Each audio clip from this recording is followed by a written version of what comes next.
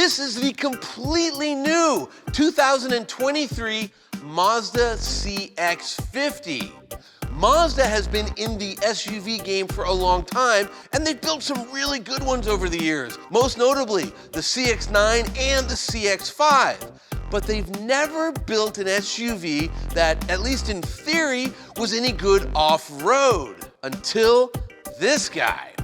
The question is it any good? Let's find out.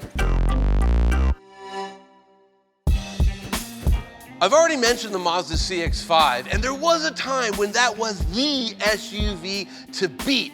I remember, a decade ago when it came out, it just blew us away because we'd never driven a small SUV that handled like that. However, time has marched on and the CX-5 hasn't.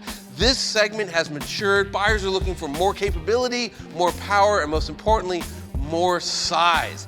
What does it compete against? The obvious one is the Subaru Outback. You might be thinking Forester, but size-wise, this is closer to the Outback. You've also got the Toyota RAV4, the Nissan Rogue, and I'm gonna go ahead and throw in the Honda Passport.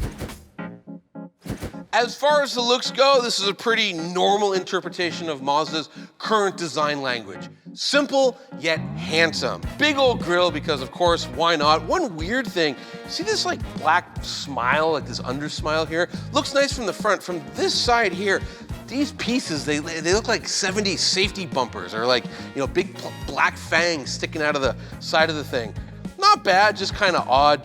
Good looking headlights come down the side, and of course these humongous plastic fenders here that catch your eye. That's to make it look like you can go off-road. Typical Mazda issue, cheap looking wheels, but nice paint. It's always the case. Good side profile. I really like how this thing looks from the side, especially how the hips kind of flare out here. It makes it look really strong and powerful, even if you don't get the powerful engine. From the back, it's classic Mazda. I like the twin pipes. Trailer hitch is a nice touch. If you're gonna critique this thing, you might say, well, it's kind of generic, and yeah, okay, a little bit, but it's still good looking. So overall, I think the design team has done a nice job. The inside of the CX-50 is basically the same story as the outside. It's pretty simple, but it's also pretty good looking.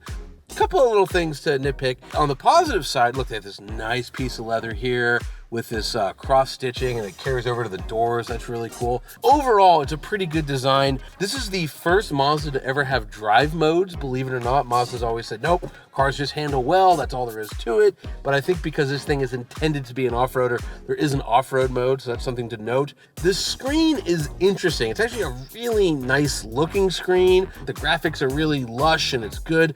It's not a touchscreen. It's kind of one of the last ones on the market that's not a touchscreen. So if you want to, enter an address, you got to do it via this BMW style iDrive wheel thing, and boy, it's a pain. As far as the car itself goes, it's a large vehicle. It's pretty comfortable up here. Great seats. Back seat's pretty good. If you get a sunroof, though, it does intrude a little bit on the headroom. And of course, it's a big vehicle. You can haul a lot of stuff, especially if you put the seats down. Overall, pretty good interior. Few spots where it could be a little bit better. As far as performance goes, strap in because there is a lot to unpack here. This particular CX-50 is the Turbo Premium all-wheel drive. That means there's a non-turbo version. Don't think about that one. That engine is just too slow for a vehicle this big. However, under this hood sits a turbocharged 2.5-liter inline four-cylinder engine that makes 256 horsepower and 320 pound-feet of torque. Those are great numbers. Unless you're a cheapskate and you won't shell out for high-octane fuel. If you put in regular 87 octane, the engine only makes 227 horsepower and 310 pound-feet of torque. Sadly, all that power has to go through Mazda's ancient 6-speed automatic transmission. What's wrong with the 6-speed? Fuel efficiency. As far as actual performance goes, it's really good. It's shocking how much better this drives than the rest of the competition. It's a Mazda, they care about that. This is a real driver's car.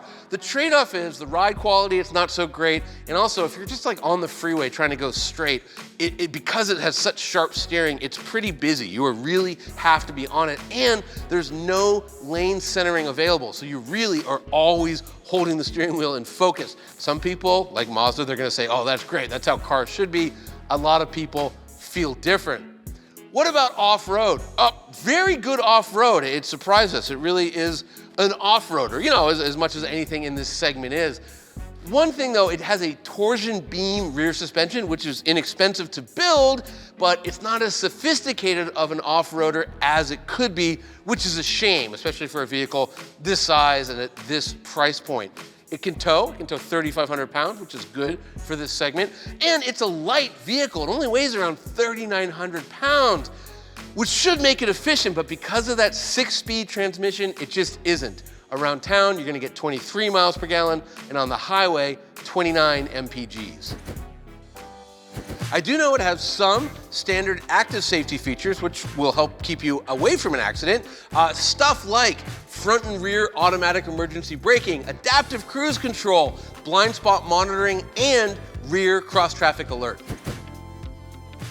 How much? Okay, you can get into a non-turbo front-wheel drive CX-50 for $28,025.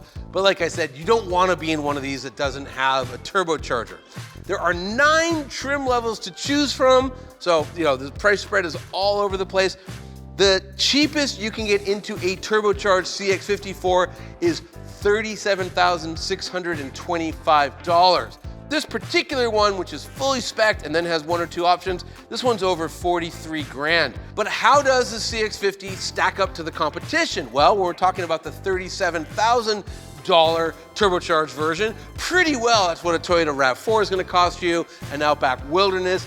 When it gets to $43,000, the only thing really that's left of the initial competitors we talked about is that Honda Passport, the Trail Sport version. But here's the thing, Mazda, they're trying to reimagine themselves, rebrand themselves as a more upscale, premium, entry-level luxury type of company. And one of the ways they're doing that is their cars have better handling than the competition. So if you want an SUV like this, that handles like this, you gotta pay for it. If there's one thing that I want you to know about the 2023 Mazda CX-50, it's that we like it. Mazda for a while, they've been trying to remake themselves into this upscale brand. Strong design, nice interiors, and cars that are really wonderful to drive. And these are things that car enthusiasts care about, and traditionally they've been willing to pay more for. However, I think when you put it in an SUV form and give it the ability to go off-road, well, you're really onto something. To see vehicle rankings and a complete buyer's guide, please visit motortrend.com/cars.